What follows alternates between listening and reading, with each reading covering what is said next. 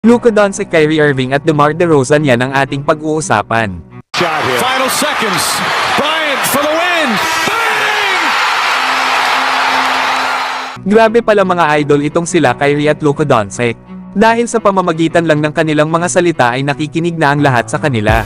Lalo at ayon pa sa rookie na si Derek Lively, ang boses daw ng kanilang dalawang star players ang bata sa kanilang kupunan bilang mga leader.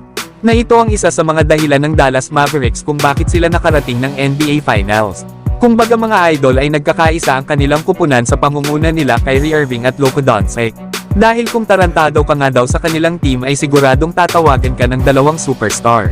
Lalo at ayaw nila Kyrie at Luka Doncic ng hindi seryoso sa kung ano ang ginagawa nila bilang isang team. Nasa kanila nga daw kupunan lahat daw ay may tiwala at may communication.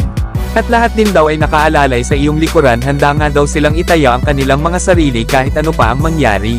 Kaya ganyan daw kaganda ang samahan ng kupunan ng Dallas Mavericks. Na lahat ng kanilang mga players ay nagkakaisa.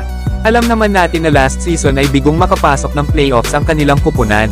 Pero dahil sa mga pagbabago at mga bagong addition ng mga players na ginawa ng Dallas Mavericks, ay nag-improve ang kanilang team na dito ay nagawa nga nilang makarating ng NBA Finals.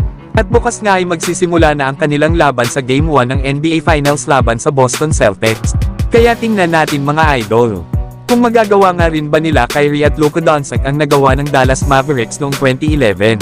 Samantalang possible naman makuha ng Lakers itong si DeMar DeRozan gamit ang trade package na ito ng Los Angeles Lakers. Maaari nga daw ibigay ng purple and gold itong sila Rui Hachimura, Jared Vanderbilt, Gabe Vincent at ang number 17 pick. Nasa trade idea nga na ito ay makukuha ng Lakers itong si DeMar DeRozan. Na ilang beses na nga itong nalilink sa kanilang kupunan. At ang good news pa ay may report na itong si DeMar DeRozan ay nag-decline sa 2-year $80 million extension mula sa Chicago Bulls. Kaya naman ang ibig sabihin lang nito ay naghahanap si DeRozan ng long-term deal para sa isang bagong team. Kaya naman ay may sense daw ang isang sign and trade dito kay DeMar DeRozan sa Lakers. Lalo at mapupunta siya sa isang team na contender para manalo ng isang championship.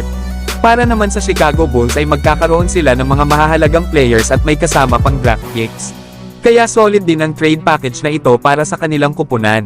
Na para naman sa Los Angeles Lakers ay magkakaroon sila ng isang proven na scorer at playmaker.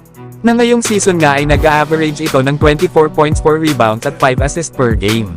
Kaya kung makukuha ito ng Lakers ay panigurado na mahihirapan ang makakalaban nila na mapigilan ang kanilang opensa next season.